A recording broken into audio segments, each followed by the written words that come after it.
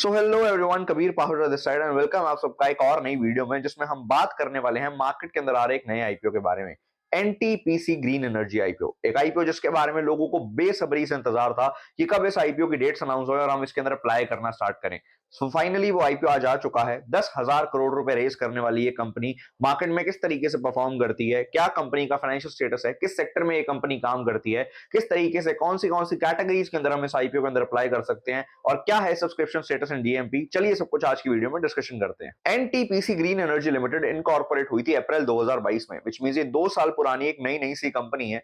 और इस कंपनी के जैसे कि नाम में ही सजेशन है कि NTPC green energy, which means green energy और रिन्यूएबल सोर्सेज ऑफ एनर्जी के ऊपर काम करती है। अभी जो कंपनी का फोकस है वो सोलर एनर्जी प्रोजेक्ट्स के ऊपर और विंड एनर्जी प्रोजेक्ट्स के ऊपर है, और जल्दी ये हाइड्रो इलेक्ट्रिक प्रोजेक्ट्स के ऊपर भी फोकस करेगी। ये कंपनी सब्सिडरी है एनटीपीसी की। एनटीपीसी ऑलरेडी एक बहुत बड़ा नाम है और एक बहुत बड़े लेवल की कंपनी है। गवर्नमेंट कंपनी एंड मार्केट में ऑलरेडी लिस्टेड भी है, और गवर्नमेंट सेक्टर की भी अगर हम बात करें तो उसमें रिन्यूएबल एनर्जी में ये सबसे बड़ी कंपनी है। ओवरऑल अगर हम बात करें इस कंपनी के फ्यूचर को लेकर तो वो काफी ब्राइट दिखता है, क्योंकि देखिए अभी तक हम जो एनर्जी प्रोड्यूस कर रहे थे वो कोल या अलग अलग ऐसे फ्यूल से यूज कर रहे थे जिनका कार्बन एमिशन बहुत ज्यादा हाई था। लेकिन अब गवर्नमेंट का टारगेट है कि हमें कार्बन एमिशंस को जीरो करना है, जिसके अंदर हमें रिन्यूएबल सोर्सेज ऑफ एनर्जी की ही जरूरत पड़ेगी, और उसके अंदर एनटीपीसी ग्रीन एनर्जी एक बहुत बड़ा रोल प्ले करता हमें दिखती है। इस कंपनी की जो ऑपरेशनल कैपेसिटी है वो 3071 मेगावाट्स है सोलर प्रोजेक्ट से एंड 100 मेगावाट्स है विंड प्रोजेक्ट। एंड इस कंपनी का टारगेट है 60 गीगावाट की रिन्यूएबल एनर्जी कैपेसिटी को टच करना है FY32 तक। देखिए अगर हम ओवरऑल बात करें इस कंपनी के बारे में या इसके ग्रुप एनटीपीसी के बारे में, तो उन्होंने पास्ट में हमें रिटर्न्स बनाकर दिए।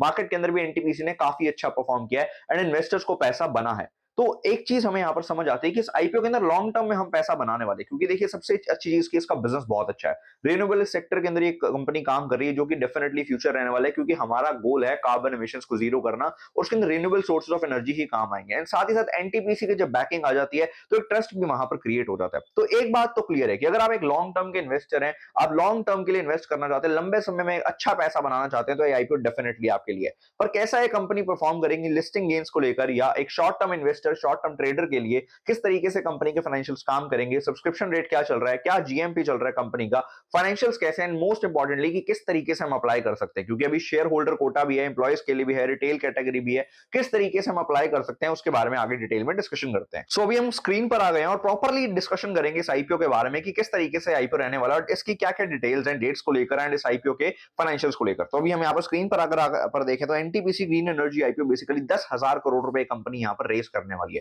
और ये एंटायरली फ्रेश इशू रहने वाला है। एक काफी टाइम बाद मैंने ऐसे आईपीओ देखे जो कि एंटायरली फ्रेश इशू है, विच मींस यहाँ पर गवर्नमेंट कोई भी अपना स्टेक बेचकर अभी नहीं निकल रही है। कंप्लीटली फ्रेश इशू रहने वाला है। जितना भी पैसा हम यहाँ पर इन्वेस्ट करने वाले हैं 10,000 करोड़ रुपए, वो सारे के सारे कंपनी की ग्रोथ के अंदर है। कंपनी के जो भी ऑब्जेक्टिव्स के लिए कंपनी यहाँ पर पैसा उठा रही है, जिस भी पर्पस के लिए कंपनी यहाँ पर पैसा उठा रही है, उसकी ग्रोथ के लिए या डेट रीपेमेंट के लिए या कंपनी के अंदर इन्वेस्टमेंट करने के लिए, उसके लिए यहाँ पर ये यूज होने वाला है।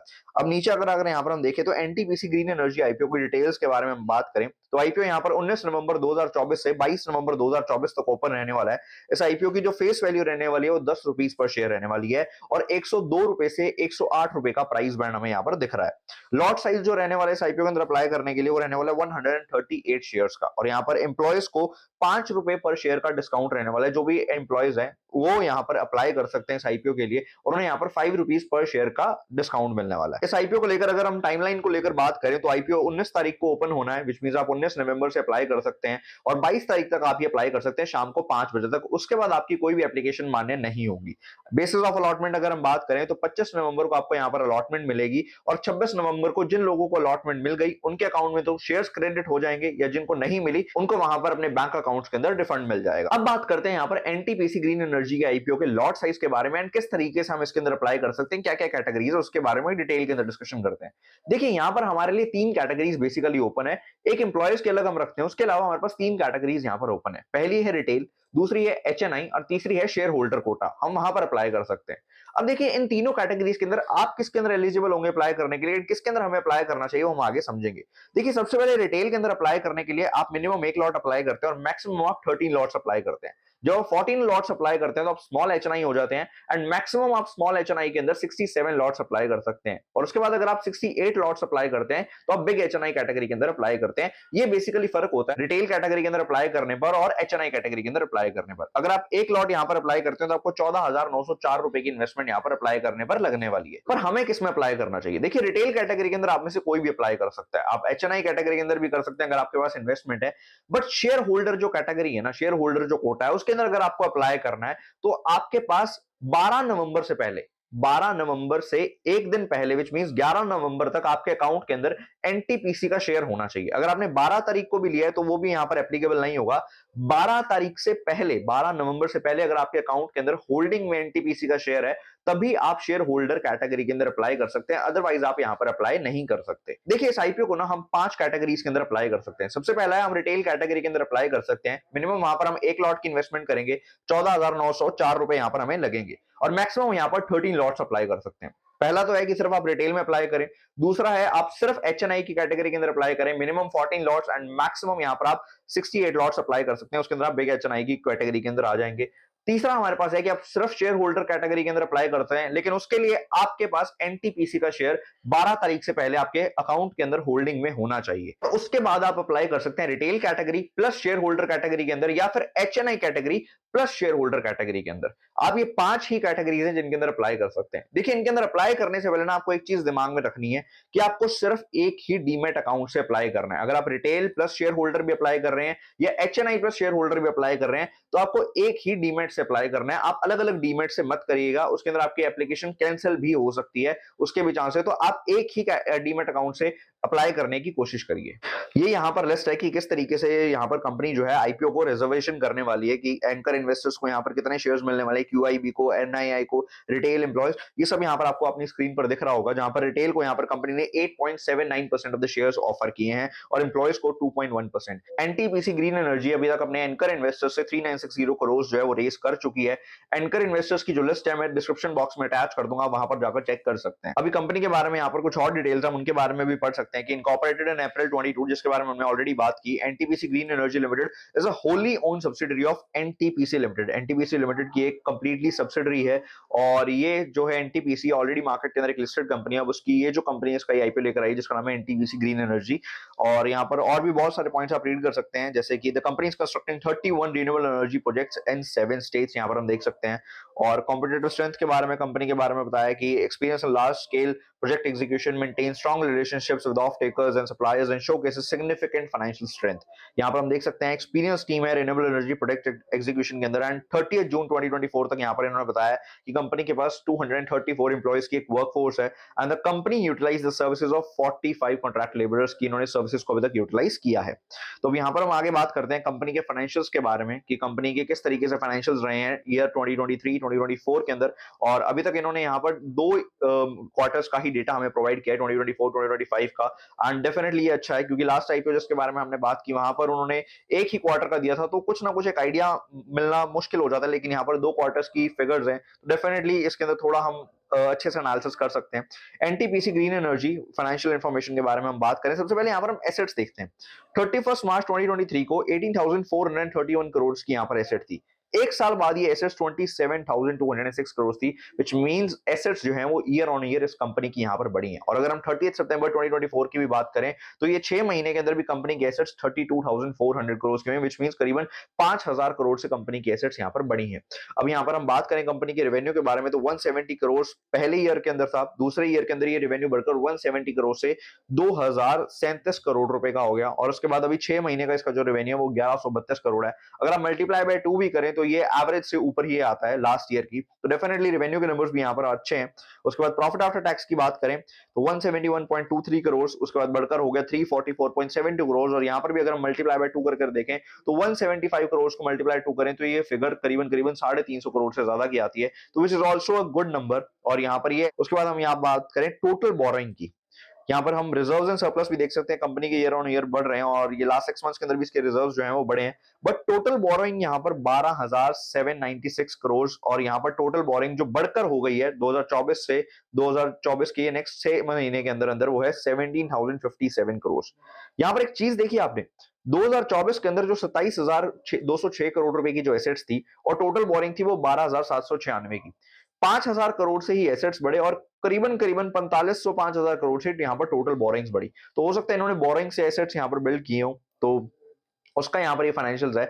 एसेट्स अच्छे हैं, ईयर ऑन ईयर ग्रोथ है, रेवेन्यू बहुत अच्छा है, प्रॉफिट आफ्टर टैक्स बहुत अच्छा है, रिजर्व एंड सरप्लस भी इंक्रीज हो रहे हैं, लेकिन टोटल बोरोइंग्स भी साथ में इंक्रीज हुई हैं। बट ओवरऑल कंपनी की अगर फाइनेंशियल परफॉर्मेंस की बात करें तो वो अच्छी है।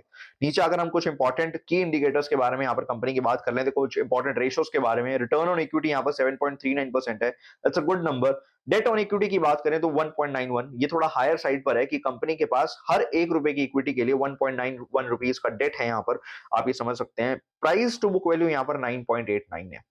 प्राइस टू बुक वैल्यू 9.89 यहाँ पर थोड़ा सा हायर साइड पर इस कंपनी की वैल्यूएशन को रखता है, और पैट मार्जिन 16.2% है। ओवरऑल इसके की इंडिकेटर्स भी ठीक हैं, but price to book value 9.89 है और डेट टू इक्विटी थोड़ा हायर साइड पर है। ओवरऑल इसके फाइनेंशियल्स अच्छे हैं कंपनी की इंडिकेटर्स के अंदर, रिटर्न ऑन इक्विटी भी अच्छा है, पैट मार्जिन अच्छे हैं, और मार्केट कैपिटलाइजेशन जो एनटीपीसी ग्रीन एनर्जी की आईपीओ की है वो 91,000 करोड़ रुपीस की है। नेक्स्ट हम बात करते हैं कि कंपनी एक्चुअली में ये 10,000 करोड़ रुपए रेस क्यों करने वाली है। सबसे पहले हम नीचे से पढ़ते हैं, जनरल कॉर्पोरेट पर्पस है कि कंपनी के कोई जनरल कॉर्पोरेट पर्पस के लिए यहाँ पर कंपनी पैसा उठाने वाली है। एंड सेकंड है investment in Holi own subsidiary, which means इस कंपनी की भी एक सब्सिडरी है जिसका नाम है NTPC renewable energy limited, for repayment या प्री पेमेंट इन फुल और in part of certain outstanding borings, which means इनकी एक सब्सिडरी है जिसका नाम है एनटीपीसी रिन्यूएबल एनर्जी। ये उनकी एक आउटस्टैंडिंग बोरिंग्स है, उनकी रीपेमेंट के लिए ये कंपनी यहां पर पैसा उठाने वाली है। अब बात करते हैं यहां पर कंपनी के सब्सक्रिप्शन स्टेटस के बारे में। कंपनी के सब्सक्रिप्शन स्टेटस की अगर मैं बात करूं तो यहां पर क्यूआईबीएस के नंबर्स अभी अपडेट होंगे, वो लास्ट डेट के आसपास ही नंबर्स जो है वो अपडेट होते हैं।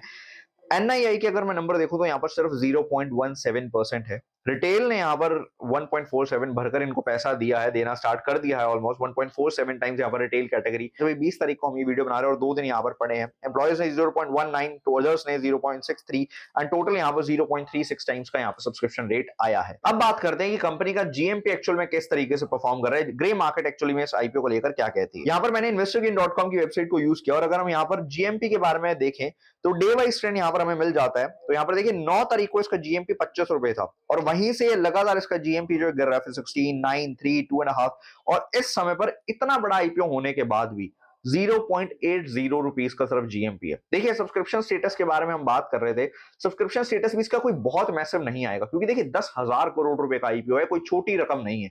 10,000 करोड़ रुपए भरने के लिए और बहुत बड़ा सब्सक्रिप्शन स्टेटस लाने के लिए बहुत ज्यादा रुपया चाहिए होता है, जिसकी वजह से वहां पर सब्सक्रिप्शन स्टेटस हमें 4, 5, 6 टाइम से ज्यादा दिखने की उम्मीद नहीं है। हो सकता है उससे ज्यादा भी आ जाए, हो सकता है कम भी आए, बट आइडिया है क्योंकि देखिए लास्ट में अगर हम देखें तो जितने भी बड़े आईपीओ आए हैं, अब भले वो एलआईसी का हो, भले वो पेटीएम का हो, भले वो भी हुंडई मोटर्स ने हमें बता दिया कि किस तरीके से बड़े बड़े आईपीओस जो इतने हाइप्ड होते हैं और जो इतनी बड़ी अमाउंट यहाँ पर रेस करते हैं एक्चुअल में परफॉर्म इतना अच्छा नहीं कर पा रहे हैं। तो यहाँ पर भी ग्रे मार्केट जो है उसके अंदर कोई एक्साइटमेंट नहीं है, उसके अंदर कोई भी उछाल नहीं है। 0.80 रुपीस का ही प्रीमियम चल रहा है जहां पर 108 रुपीस का प्राइस बैंड है। तो ये आईपीओ की या तो ये समझ लीजिए कि एक ब्रेक इवन से लिस्टिंग या नेगेटिव लिस्टिंग भी हमें देखने को मिल सकती है जीएमपी के ट्रेंड के अकॉर्डिंग। आज की डेट तक अगर हम बात करें, अगर ये जीएमपी बढ़ता है, अगर मार्केट्स के अंदर कुछ पॉजिटिव न्यूज आती है तो डेफिनेटली इसके अंदर उछाल देख सकते हैं, बट अभी तक इसका सिनेरियो नेगेटिव है। देखिए अगर हम कंक्लूजन पर आए ना इस आईपीओ को लेकर तो आईपीओ बहुत अच्छा है। कंपनी के जो फाइनेंशियल्स हैं वो बहुत ज्यादा शानदार हैं। कंपनी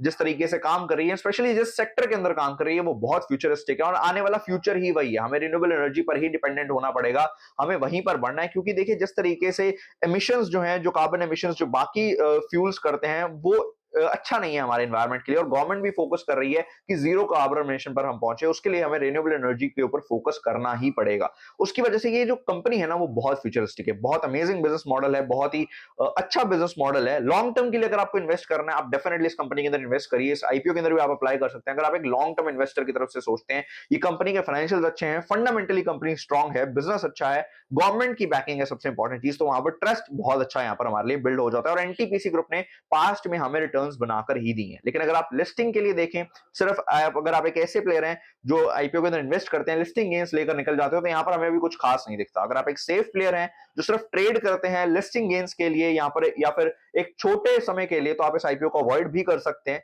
लेकिन अगर आप एक लॉन्ग टर्म इन्वेस्टर हैं, एक लंबे विजन के साथ मार्केट के अंदर चल रहे हैं, तो आप डेफिनेटली इसके अंदर इन्वेस्ट कर सकते हैं। आईपीओ बहुत अच्छा है, बहुत बड़ी अमाउंट का आईपीओ है, बहुत शानदार आईपीओ है, लेकिन प्रॉब्लम क्या है, ये थोड़ा सा गलत समय पर आ गया। एक तो क्या है, मार्केट गिरी हुई है इस समय पर, मार्केट जो है वो एक करेक्शन के अंदर हमारी मार्केट चल रही है, और अगर यहां से भी सपोर्ट्स तोड़ना स्टार्ट करती है तो मार्केट एक बियर मार्केट के अंदर भी कन्वर्ट हो सकती है।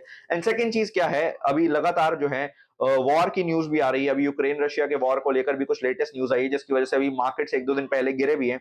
तो उसकी वजह से आईपीओ अच्छा है, आईपीओ में कोई कमी नहीं है, लॉन्ग टर्म के लिए काफी अच्छा है, एनटीपीसी ग्रुप बहुत अच्छा है।